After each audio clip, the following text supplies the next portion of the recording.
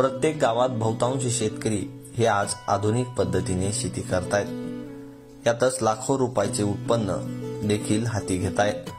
मात्र बीड जिल्ह्यातील शिवनी या गावातील शेतकरी परमेश्वर थोरात यांनी त्यांच्या शेतामध्ये महाराष्ट्रात प्रथमच ॲव्होकाडो या फळाची लागवड केली आहे।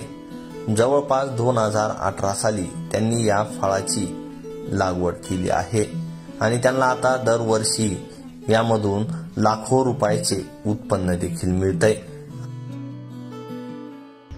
हे मला सोशल मीडियाच्या माध्यमातून ह्या फळाची माहिती मिळाली। हे याचं नाव ॲव्होकाडो हे फळ आहे। ह्याची शेती बाहेर देशामध्ये केली जात होती आणि सोशल मीडियाच्या माध्यमातून मी यूट्यूबवर काही प्रगतशील देशातली शेती बघत असताना मला की ॲव्होकाडो या फळाची थोडी माहिती मिळाली।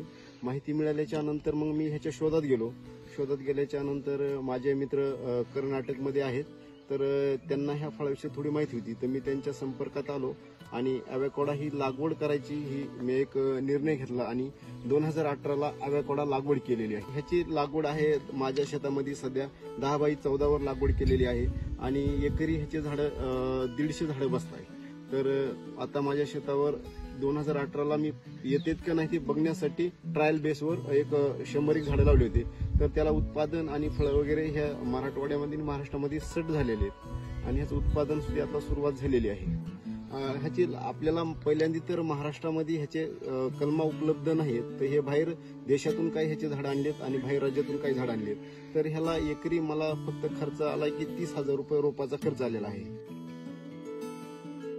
आता ह्याला अतिशय खूप मागणी आहे। हे पहिल्यांदा तर हे आपल्या शुगरसाठी वापरलं जातं फळ, कॅन्सरसाठी आणि डोळ्याचे काही आजार असतील तर त्याच्यासाठी आपण रोज सेवन केलं तर ह्याचे अनेक आजार जे आपले आहेत ते कमी होतात। तर ह्याला बाजारभाव सुद्धा अतिशय चांगला आहे। आता ह्याला मी सध्या मॉलमध्ये विकत आहे। मॉलमध्ये एक फळाची किंमत 150 ते 200 रुपये प्रमाणे आहे आणि किलोमध्ये घेतलं तर 700 ते 800 रुपये किलो प्रमाणे मुंबई, बेंगलोर आणि पुणे या ठिकाणी ह्याची विक्री चालू आहे। त्याच नंतर आता मी बीड जिल्ह्यामध्ये सुद्धा आता ग्राहकांना डायरेक्ट शेतकरी ते ग्राहक हे फळ विक्री सुरू केलेली आहे। मागच्या महिन्यामध्ये 31 जुलैला शासनाने महाराष्ट्रामध्ये पहिलीच ॲव्होकाडो कार्यशाळा घेतली होती बानेरला। त्या ठिकाणी मला बोलवण्यात आलं होतं की ॲव्होकाडो ह्या फळावर पहिल्यांदाच महाराष्ट्रामध्ये कार्यशाळा होत आहे।